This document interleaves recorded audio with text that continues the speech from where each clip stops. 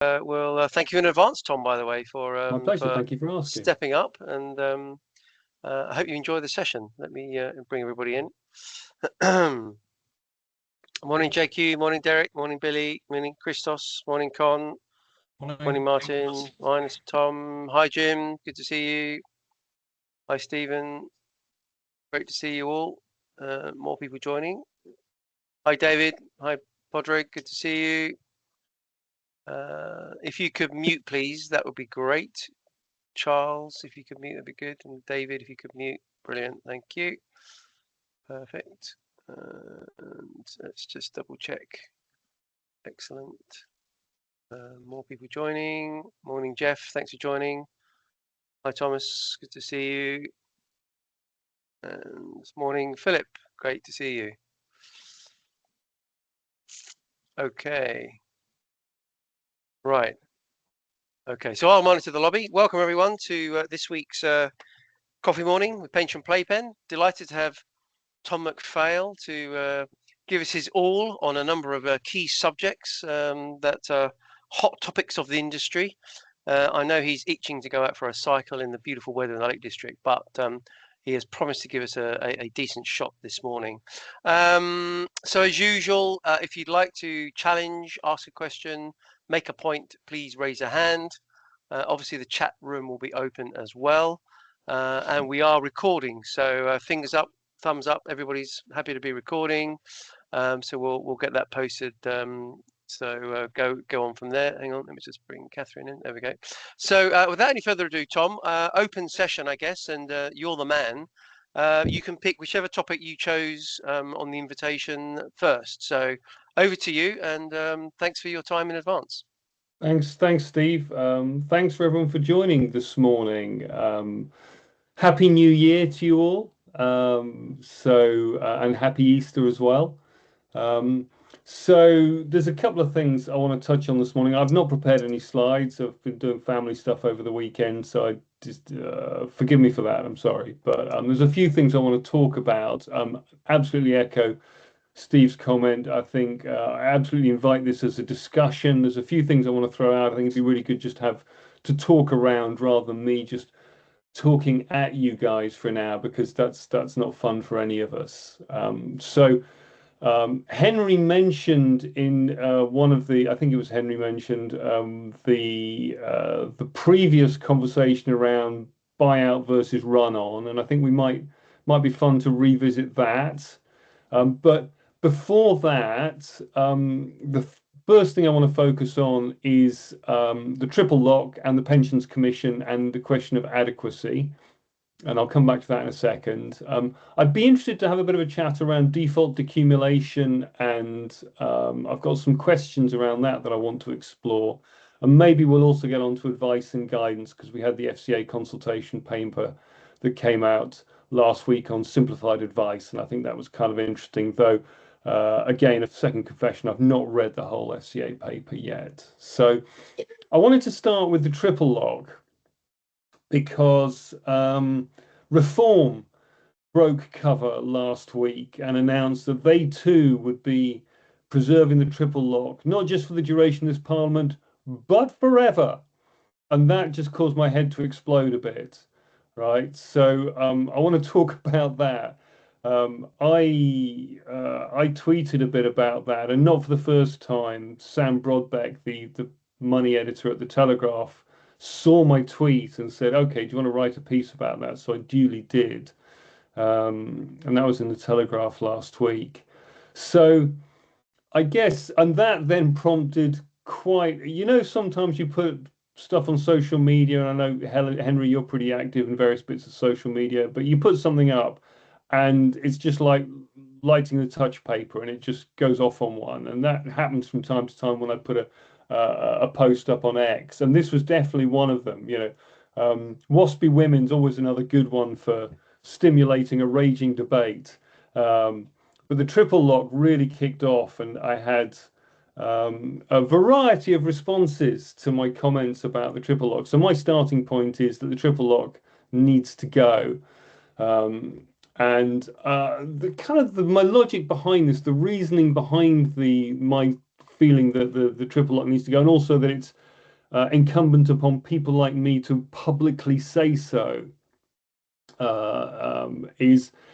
is really, I start with the fiscal position, and we've got around £3 trillion, depends how you measure it, around £3 trillion in national debt. That works out at about £100,000 per household is what the country owes its creditors. But also, when you look at the budget deficit, that's around £5,000 per household that as a country we are overspending every year. And then you look at the debt interest that we're paying, which is up around 100, somewhere over £100 billion a year, and that's around £4,000 per household that we're paying in debt interest as a nation at the moment. And my concern really, first of all, is that that is unsustainable. And I find it really interesting that reform seems to have turned into what it set out to supplant. They've become what they set out to do battle with, because they've really kind of signed up to the uniparty consensus on the triple lock. Not surprising, really. Their voters are of an age. Right-wing parties tend to attract older voters. So there's a pretty crude political calculation involved there, I suspect, that led them to this conclusion that they needed to sign up to the orthodoxy around the triple lock. But I guess so I put it out there on X, and there were a variety of responses. A lot of people agreed with me. A lot of people said yes, the triple lock needs to go. A lot of people asked me why I hate old people, which I thought was kind of interesting. That I mean, there's quite a high level of ignorance and rudeness on social media. This is not breaking news, right? But it was interesting to see it manifested so starkly. A lot of people, interestingly, drew a link with the minimum wage and said, well, look, the point of the triple lock is we have a minimum wage, which is now somewhere up around, I don't know, 28,000 pounds a year. I can't remember the precise number. And the triple lock should keep going until the state pension is equivalent to the minimum wage, which I think probably most people on this call would agree is not probably a desirable outcome, but maybe we can talk about that. And then a lot of people on X said, no, look, the point of the triple lock is that our state pension relative to G7 or the European, a lot of people drew comparisons with European state pension numbers and said we're way below our peers on the continent. And so, we should keep the triple lock until we're at least somewhere close to that. And then again, I suspect possibly more from the right end of the political spectrum. A lot of people said, well, there's a lot of whataboutery. Look, we're spending all this money on immigrants and on welfare, and so we should keep the triple lock until we've kind of stopped wasting money on these undeserving parties. And I thought that was kind of interesting. And then another one that came up was public sector pensions. A lot of people saying, stop having a go at the triple lock. What you need to do is reform public sector pensions first. Jim's waving. Sorry, did someone want to come in there? No, I was just saying hello for public sector pensions. Yeah, I think Jim was just waving his hand as representing public sector here. That was all.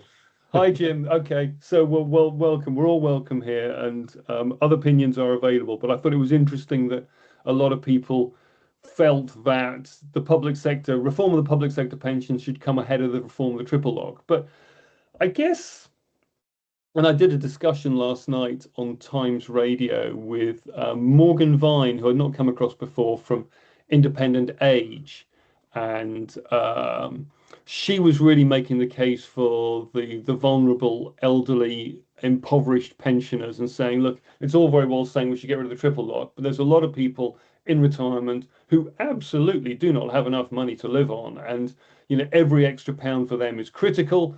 And so before we start thinking about the triple lock, we need to really start from the point of view of what about these impoverished pensioners. And that led on to a conversation around means testing and whether we could target the money the state does spend on the state pension more effectively. And we currently spend, ballpark figure, around £150 billion a year on the state pension. But interestingly, and Henry, you might have the number at your fingertips, I think the amount we spend on pension credit is low single-digit billions, maybe 5 billion, somewhere of that order. So the amount we spend on means-tested state pension expenditure on pensioners is infinitesimal relative to the overall spend on the state pension. So I guess my starting point, my first question is, what is the purpose of the triple lock? And I find it interesting. Oh, and by the way, I had people really vehemently finger punching in your chest, arguing on social media that it was Gordon Brown who'd introduced the triple lock. And I thought, okay, that's interesting because that's not my recollection. So I find it kind of interesting how wrong people can be about things sometimes. Never mind just opinion, about facts, right? I think there are some facts that are indisputable. But why was the triple lock first introduced? Well, it was to address the obvious pressing issue of pensioner poverty. And we had a lot of people in retirement who didn't have enough to live on, and the state was the role for the state to play in improving state pensions. And clever Steve Webb identified that a creeping, slow, incremental improvement to the state pension through the triple lock would achieve a goal that simply going into the Treasury as a Liberal Democrat pensions minister and demanding an extra £4,000 onto the state pension would never have achieved. And so over time, it's made that progress, and that's great. But it doesn't make any sense unless you're able to articulate what the end point is. And I find it really interesting that we appear to have no end goal for the triple lock. And I slightly flippantly made the comments on social media that carry on like this, and eventually the triple lock will consume the entire known universe, right? Which it probably won't, because physics will get in the way. But at the same time, there has to be some kind of an endpoint to this. We can't just keep mindless like a cockroach with our head, mindlessly running on to no purpose. The triple lock should have some kind of endpoint when we can turn around and say, right, if we're going to have a universal state pension, it is now at a level that is adequate, and that could be a percentage of average earnings or of minimum wage or however you want to define it. And then, there's a question about, well, what indexation mechanism you might want to replace it, and do you just keep it in the hands of the government of the day and say there is no official indexation option? And then, there's also a question about what we do about the old basic state pension, because there's elements of people who retired before 2016 who already don't get the triple lock, and elements of their state pension are sliding backwards relative to the new state pension. And I acknowledge the fact that we've got a pensions commission looking at a lot of the questions particularly around adequacy. I think there's a degree of pusillanimity on the part of politicians that Torsten Bell, I believe, has deliberately put the triple lock off limits for the pensions commission.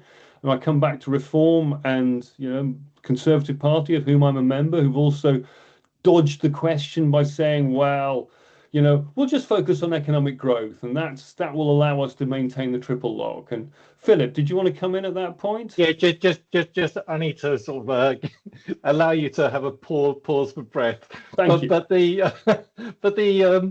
just what I find really interesting is just the how this has come up, the social discourse, which is extraordinary, because it's even been discussed on LBC. Yeah. So I've heard, I didn't hear the entire program, but it's come up a number of times where they've actually discussed the triple lock and pensions on the sort of consumer radio. And to the man in the street, still triple lock is like, what the hell is that? Is that something to do with canals? But so it has reached that level, because normally on LBC, the only thing you hear about pensions is pension bee advertising. So my point is just that it's not even like a technical issue for us. And yes, of course, Reform are trying to actually get it out there in sort of the consumer, get it really high level. But so I'm just adding to your points that how this is actually rising up as a major social issue. And I can't help but question you about, is this really a political discussion or an economic discussion?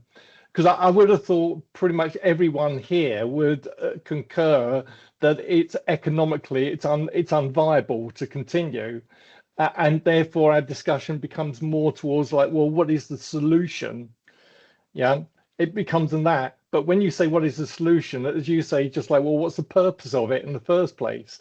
You can't, in terms of solutionizing, you can't just ignore the politics of it, because like Reform themselves are putting up a promise that they can't basically keep. Yeah. So I'm just, Well, I think I'm just giving you a bit of a breather, and just to add to some of the points you're making. the timing of Reform's announcement, complete coincidence, a month before the local elections, right? Who'd have thought it, right? So clearly there's some pretty crude short-term calculations going on there that they're trying to just harvest as many votes as they can. And this is politics, that's how it was. But your point around, is this an economic question or a political question, I think really goes to the heart of this, because politically it's become so contentious and toxic and difficult. And I drew out my experience on social media to illustrate the fact that a lot of people don't understand what they're talking about. So the triple lock has become totemic. If you don't support the triple lock, you hate old people, right? So the political messaging around how you address that, how you resolve that, how you find a way through that, whereby you're doing the bit that I come back to, which is about the fiscal responsibility, right? Because this is unsustainable. We can't keep doing this. And it's not even efficient, right? I know plenty of people in retirement age who are high rate taxpayers, who've got really generous private pensions, who own their own home, and yet the state is throwing more and more of its expenditure at these people every year through a generous triple lock mechanism for their state pension. And that kind of doesn't make any sense. So it becomes a question, well, what's the political messaging that would enable a party, a brave party, whether it's Torsten Bell or Helen Whately or Robert Jenrick or whoever, or Zach Polanski, to stand up and say, look, this is the way through this. We will protect pensioners. We will always look after pensioners because they are uniquely vulnerable. They don't have the human capital to go and earn more money. They're particularly susceptible to inflation risks. So how do we protect them? How do we act fiscally responsibly? Because we're in a nosedive, I think, economically at the moment, and it really worries me. But also, and the other bit of the equation that I think is getting missed a lot of the time is, the Pensions Policy Institute. Was it Pensions Policy? Forgive me. The model of a fair, sustainable, and adequate pension. Those three metrics of pension viability, right? So it's easy to talk about adequacy and fairness, but it's got to be sustainable as well. What about the 20 and 30 and 40 somethings of today whose taxes are paying for the pay-as-you-go pensions of the people who are retired today? And how can we create a system that actually is going to be working for them, given the low levels of private pension contributions going in at the moment, never mind this apparently somewhat unsustainable state pension? So there's hands going up all over the place. So who wants to jump in there? Well, Christos is first, I guess. So Christos, you go first, then we'll come to David. Yeah, I mean, my understanding is that state pensions cost about 130 to 150 billion a year, of which about 10 to 12 billion is what is the triple lock sort of incremental cost, if you will, and that is going to be increasing a little bit more over the years, and it'll get to about 15 billion is projected for 2029, 2030. At least that's what the various institutes that are looking at these numbers are projecting. I mean, if we look at who actually gets the state pensions, you're talking about 12 to 13 million people. So on 12 billion and 12 million people, you're talking about £1,000 a year. And I think unless there is somebody who articulates an alternative politically, is the cheapest way to buy votes for any political party to just stick to the triple lock. Nobody's going to break cover, because unless you are able to articulate an alternative, you will indeed be accused of selling the pensioners. And there's no other policy that they can come up with that costs as little as £1,000 a year for them to actually buy that vote from that constituency. 12 to 13 million pensioners voting, and we all know that the older generations vote much more. Let's say they participate in the voting much more than the younger generations, is a very, very strong political constituency. So I share the concern that this may be unsustainable, But unless there is an alternative that is articulated, there's no way that this is going to change. Don't disagree with that. David, did you want to come in?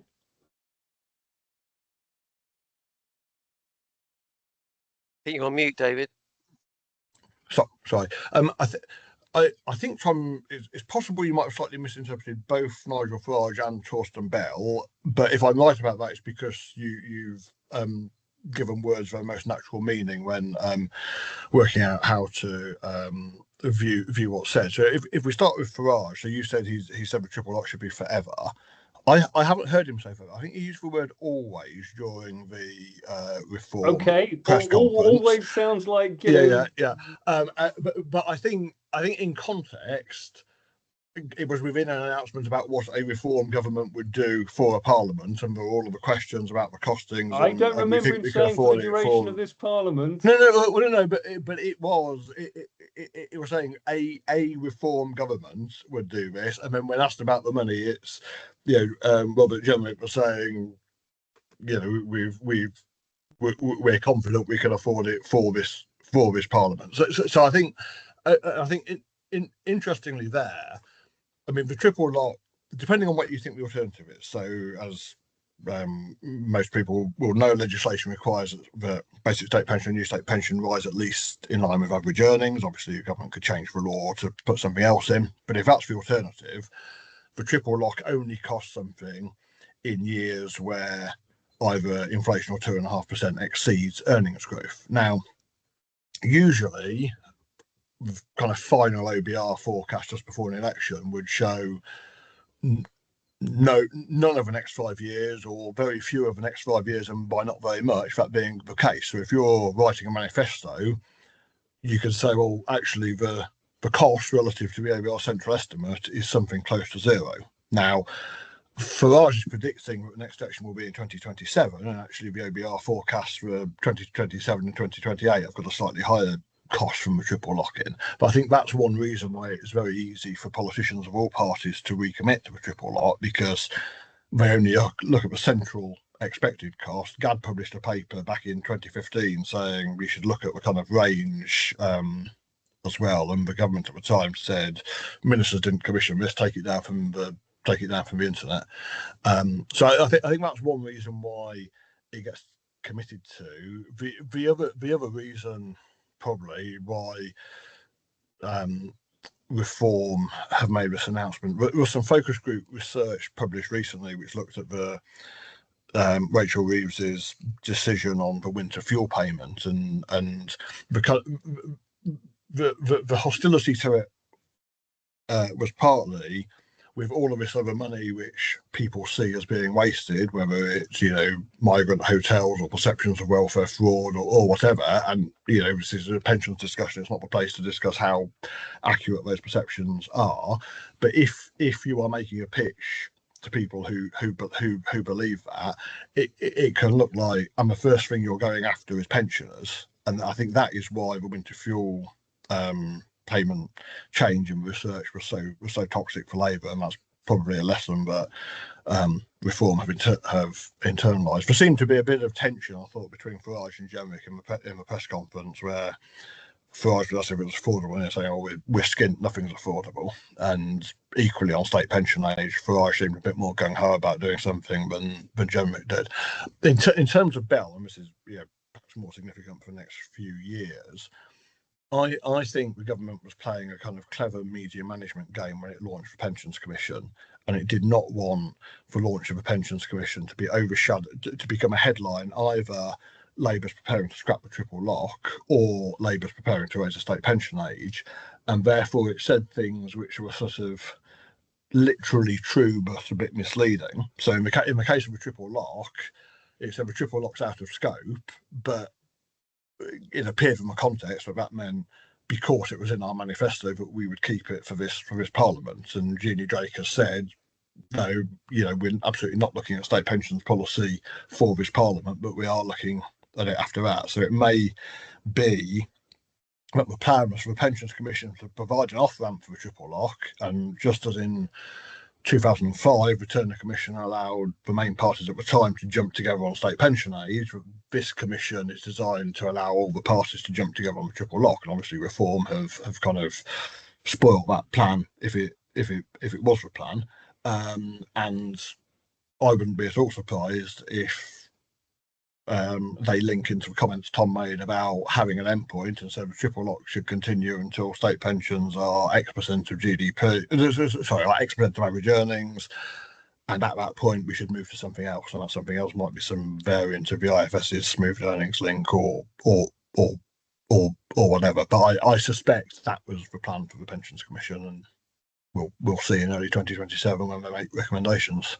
Well, I hope you're right, and you've given me, you've brought some additional springtime cheer to me, David, with those thoughts, because I sincerely hope that the work Jeannie and the rest of the Commission are doing will create that off-ramp, as you described it, that opportunity for politicians to coalesce around a consensus as happened in 2005. I think without that, it's my experience over the last week is that it's going to be politically really difficult for anyone to break cover apart. Though, I mean, credit where it's due. The Greens have, I think, said they would look again at the triple lock, and that too is perhaps a reflection of the political calculus of the support base for that party. But they've said that. Anyway, we'll see. So who's got their hand up next? Who's coming in next? I think Henry next, and then we'll come to Charles. Okay. Well, Andy Young has pointed out that the triple lock is likely to hit for the next 3 years, and it will become an increasingly important factor in political economics, as Derek Scott has called it, and I agree. There is obviously in our current pension minister someone who would naturally not want a triple lock, and who is staying quiet on it, as he has done with regard to Pensions Commission, for the course of this parliament, because they may, the Labour Party has said in their manifesto they won't be able to touch it. So these are all political things. Yeah. The question really is, do you increase state pension age, which is one way of doing it? Yeah. Keep the triple lock, or do you reduce when current rate? As of today, it is 67. Henry, sorry, I don't know if anyone else could hear you, but you were dropping out a bit there for me.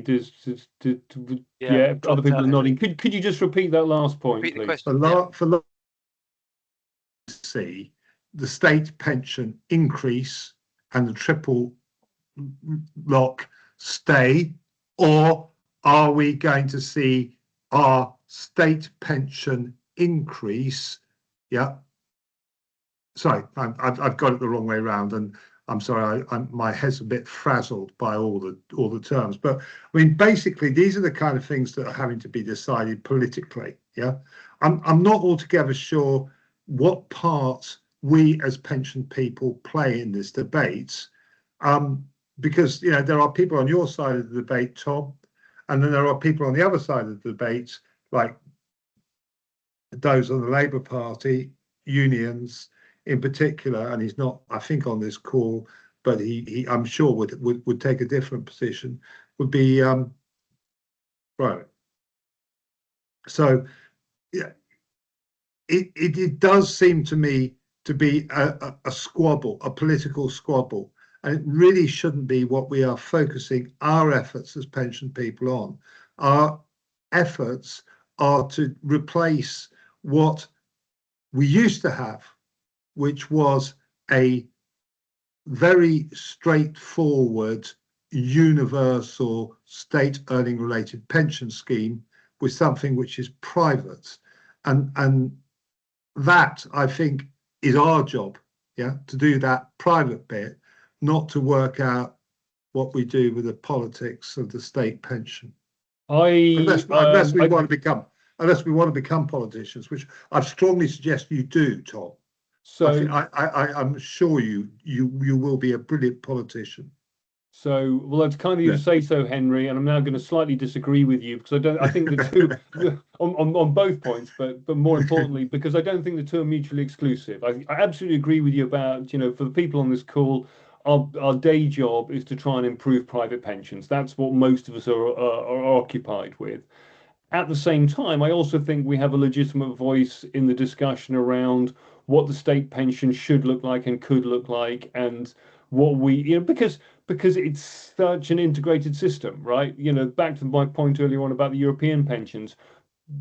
A lot of European countries have much higher state pensions because they don't have anything like the same level of private pension savings. We've made a deliberate choice in this country to kind of integrate the two, the state and the private pensions, into one overall package. So I absolutely think we have a legitimate voice in that debate around what our concerns, interests, or sense of direction should be around the state pension. So as well as you say, improving the private pension system, which, goodness me, still needs a bit of work. Charles, did you want to come in? I noticed you got your hand up. Yes, please. It's very interesting discussion so far. Just a couple of things. I think the economics and the politics are inextricably linked. And the second point is that it's about prevailing ideas. And the triple lock currently is a prevailing idea. It's historically the case that prevailing ideas stay until the gap with reality on the ground opens up and people look for an alternative. Personally, I would back means testing. I know a few wealthy people who've said, they get these winter payments, it's a waste of money. Quite a few of them don't claim, and others will give it away to charity. So I think that if any route out is going to be soluble, I agree with Tom that means testing would be a very good shout. Maybe even tapered over a number of years to soften the blow. There is something called the politics of high exposure, where if you have to take a really difficult decision, you take it, but it doesn't come into effect until long after you've left office. So the people in office can blame you, and you can avoid the blame whilst in office. And the last point I wanted to make, I think the question was raised, well, what's our role? I think absolutely to participate in the public conversation, and in particular to put our points to the Pensions Commission. At which point I'll stop hogging your ears. Really good contribution, thank you. I think, so Jim's got his hand up, so we'll go to Jim, but then I think I'd be interested just to explore a little bit further that question of means testing and whether that's something that we should be making more of. Anyway, yeah, Jim. I was going to ask you, Tom, about the demographics side of it. So we've got the aging population, we've got much less working age population supporting that. So whatever we do financially, if we're funneling more financial resources towards this pensioner population, then there's less productive capacity to do that. Does that end up leading to more inflation? So ultimately, we're just going to have less productive capacity and more people that are not working. Does that sort of fit into your ideas? I'm not an economist, so I can't speak to whether it would have an inflationary effect. I think the demographics is a really important point, and a pay-as-you-go system works in a stable population, or when you've got the pyramid that we had 40 or 50 years ago, or pretty much any point post-war, and now that's maturing. I think the demographic challenge really underpins everything we're talking about here. And so then you come back to that question. I mean, like, I look at my kids in their 20s now, and they're struggling. One of them has got a mortgage and is buying a house. The other three are struggling to get on the housing ladder.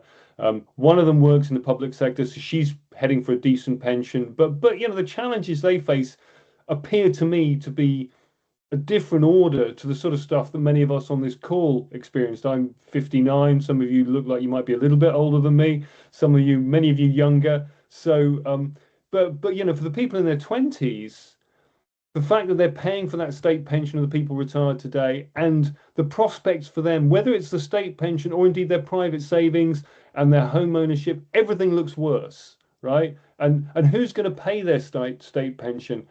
So for me, that's a really important part of the conversation, that, you know, you can't just keep mechanistically saying, yes, we'll keep the triple lock, unless you're also saying, well, this is what its purpose is for, this is what its end game is, and also how this system is going to serve those younger cohorts. To me, that's profoundly dishonest unless you've got a system that will serve those younger cohorts. Sorry, I see there's a hand up.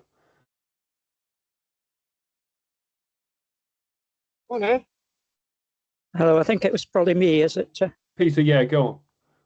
Yeah, I was just picking up on this sort of means testing pensions. I'm just away from home at the moment, and I've just said goodbye to my sister, who is visiting from Australia, and she has been in the financial services industry there, where they have means tested of the state pension. But equally, they have made the responsibility for occupational pensions fall exclusively on the employers. That 12% compulsory employer contributions, that's what the people of Australia voted for. Now, what she was telling me was that there is a great deal of resentment that people who are self-employed and are, in fact, dodging the contributions and relying on the state pension in retirement. Now they've had to increasingly tighten up the rules on the means testing to cover properties and all this sort of thing because of that political sentiment. And I think we might be in danger of falling into the same trap in Britain with that thought. That was just my comment. I absolutely agree with that, and I think once you go down the road of means testing, and you know, I believe in personal responsibility, that people should try and provide for themselves as far as they're able. You need a welfare system to provide a safety net for those who, for whatever reason, can't. But the real risk, I think, with means testing is, and this came up again on X, you know, as I was sort of wading through the vitriolic replies to my posts last week. You know, if you go down the road of means testing, or if you go even a little way, then you start to undermine that ethos of personal responsibility, and so then, you know, the more you bring forward means testing as an integral part of the system, the more likely it is you then have to introduce proper mandatory contributions, as opposed to this quasi-mandatory system we have at the moment. And you know, Peter, you mentioned the self-employed. More than I think any other sort of cohort of the population, any other segment of the population, the self-employed are really catastrophically getting left behind by the pension system at the moment. And there are far too many self-employed people who are going to be facing severe penury in 10, 20, 30 years from now. And that's problematic. There was a bit of a conversation on the Times Radio piece I did last night around AI, and the fact that means testing always used to be quite an expensive tool.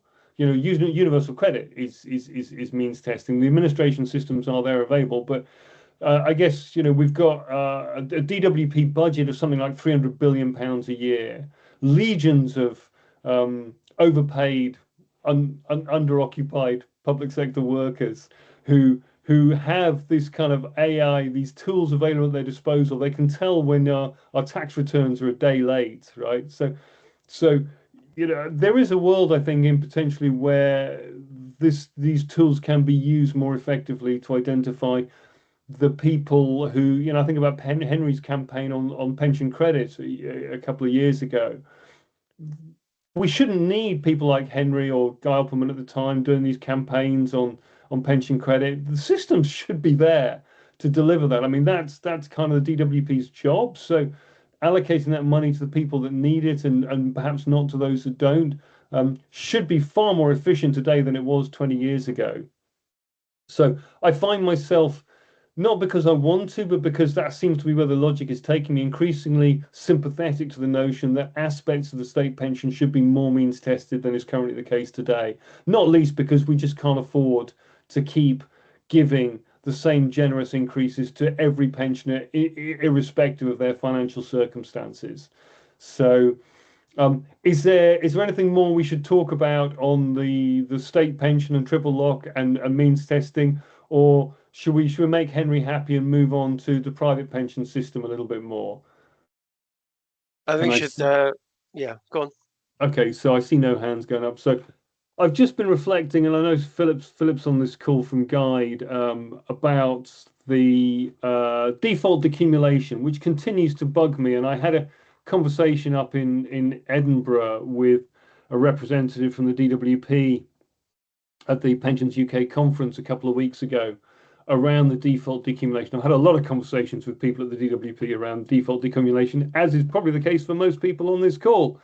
But it continues to bother me that we're putting in place legislation that requires pension schemes to come up with a mechanism whereby they can deliver a regular income to their members. And at one level, I absolutely get that that makes sense. You know, this old approach of we'll just build up a DC pot of money and then hand over a big bag of cash and say, there you go, off you go, don't spend it all at once and good luck, is just really not tenable in the current era. So yes, I get the argument that, well, we should do something more to put in place a backstop income payment system so that if people don't make decisions, then a pension will get paid to them. And I'm waiting for Henry to jump in and point out that really the answer is CDC. And that is an answer, but it's not an answer today. The thing that bothers me, continues to bother me about the legislation that's going through, is that there's nothing in there about the process of retirement. And there's not enough focus on engaging people with saying, okay, you've got a unique set of circumstances because as a pension scheme, we don't actually know when you want to retire and how long you want to keep working for and what you might want to do in your later years in terms of perhaps some part-time work or some self-employed earnings. We don't know your state of health. We don't know whether you own your own home. We don't know what non-pension savings we've got. We don't even know what other pension pots you've got, though maybe one day the pension dashboard will help with that and we'll be able to see your 4 pension pots and have a better picture of what your retirement savings are. But today we definitely don't have that. We don't even know if you're married. We don't know what your partner's circumstances are. We don't know what their health is like. We don't know what dependents they've got. And so the focus of attention today, the legislative focus, which is simply on put in place an income payment system, seems to me remarkably crude to the point of almost being wholly ineffective unless you are also focusing on, and the bit that they're not doing is saying, and alongside that, we need to work really hard, much harder than we do today, to engage with those people from their early 50s onwards to try and get them to make some kind of informed decisions for themselves and to think about the trade-offs and the interactions of all those different elements I've just touched on. That will then influence what a good retirement income will look like for those individuals, bearing in mind that for many of those individuals, the simple, brutal answer is they haven't saved enough. And if you're in your 50s, there's a limit to what you can do about that now. So you need to be having some pretty tough conversations with yourself right now about, are you going to retire at 60 or 65 or 70, or do you need to be thinking about some self-employed workings in later life and generating some income through into your 70s, because otherwise you won't be able to afford to live. And I don't think there's enough of those conversations going on at the moment. And it really frustrates me that we've just got this legislation going through that just says put a default income in place and away you go. And I'm going to pause there and wait for someone to chip in and see if anyone has any comments on that. I think we'll come to Billy in a minute, but Charles, for everybody's benefit, Charles wants you to define what default decumulation is. Can you just define that, and then we'll come to Billy?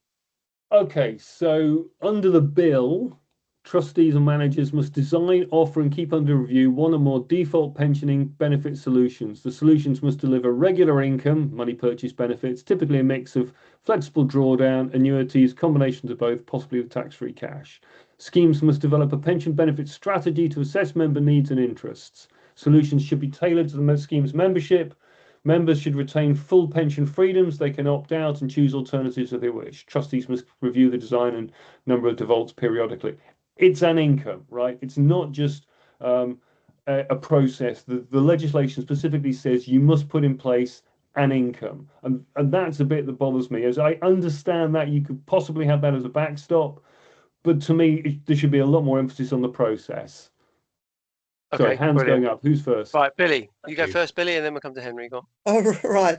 So I don't know where to start with on this one, but I mean, Tom's right that it is about individual circumstances.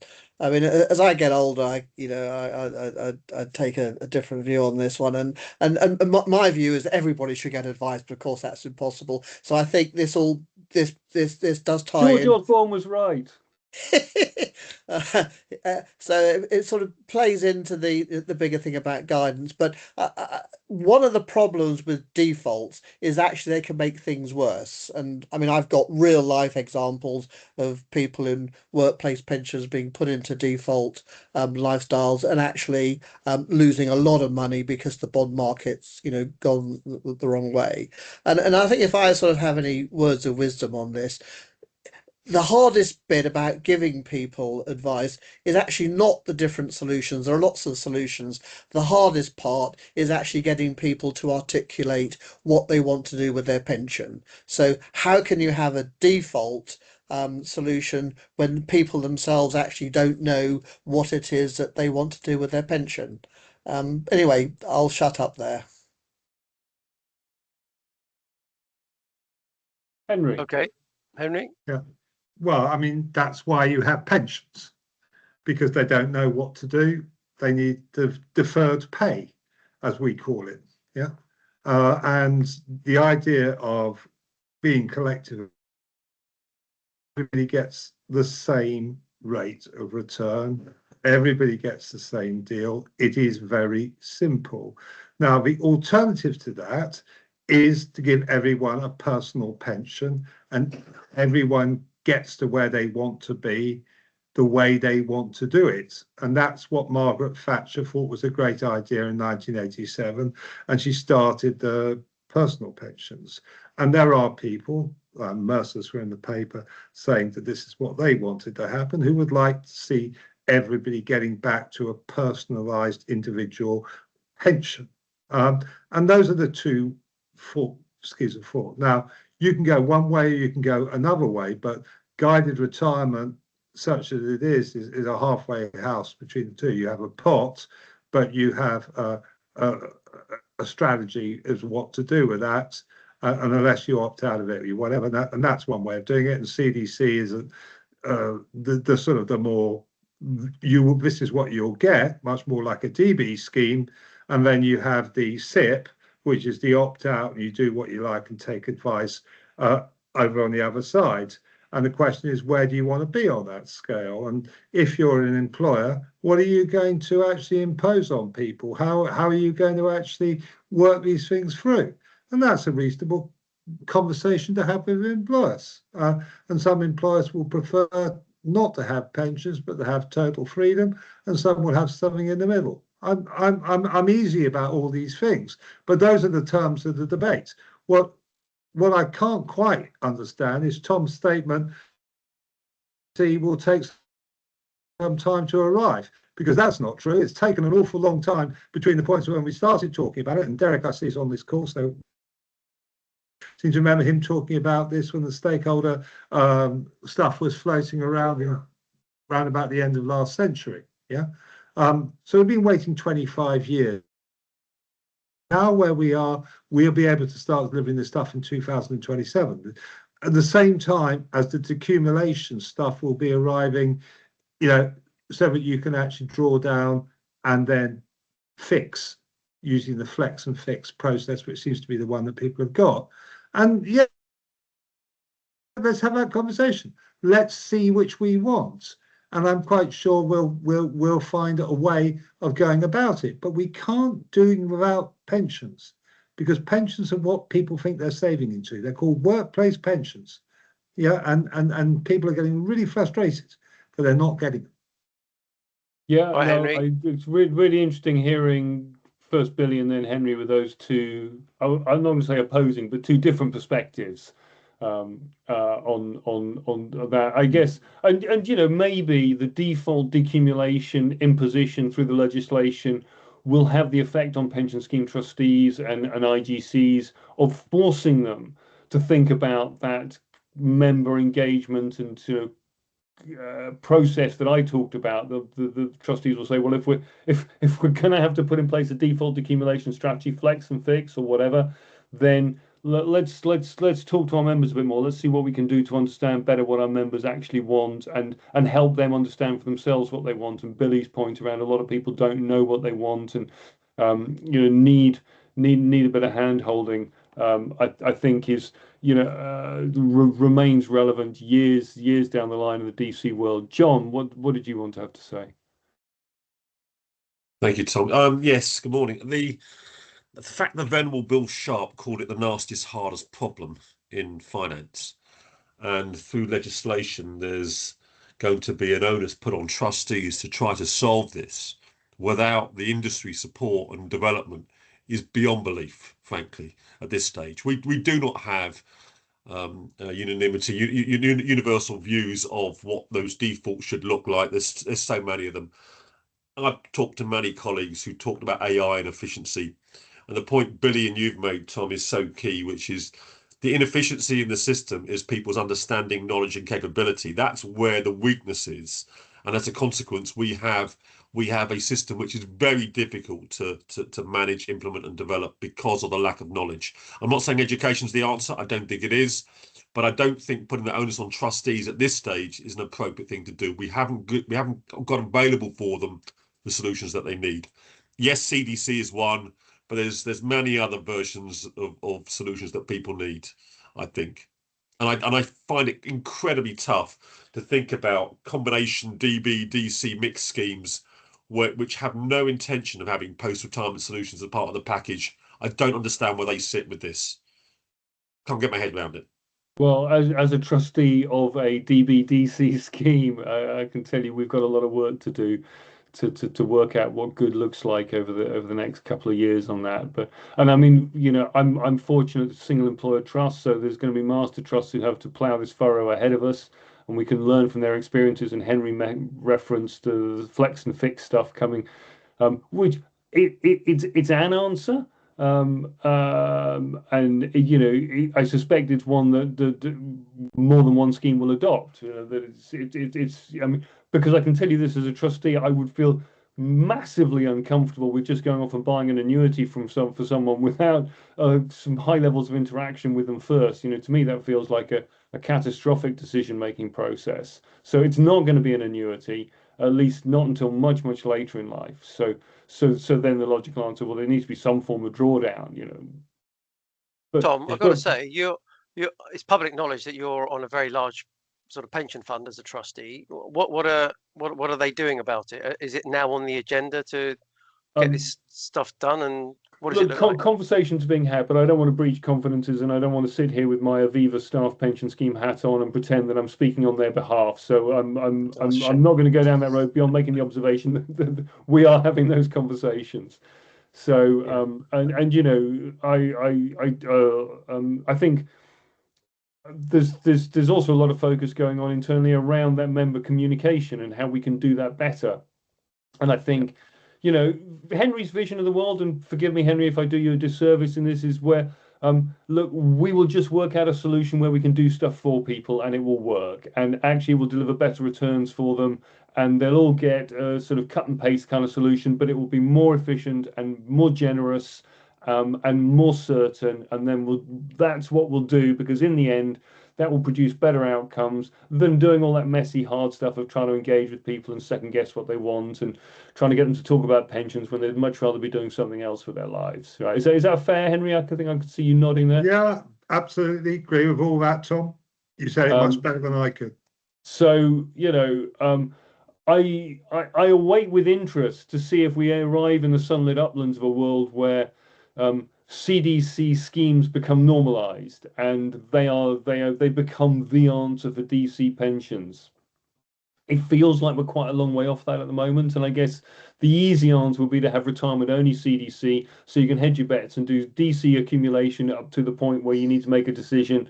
And then if you don't fancy making those decisions, you could just flip your pot into a CDC scheme to pay you your income in retirement and socialize your investment and longevity risks accordingly. And that sounds like quite an attractive option to me. Philip, you've got your hand up. A nice fudge, which would please the ABI a lot, but well, that's what not, we're here for, not necessarily, other parties such as unions, but most importantly, ordinary people who do not want to pay for advice and don't actually want to spend a lot of time on this whole question, but would like to have a pension from the workplace pension scheme which they thought they were in.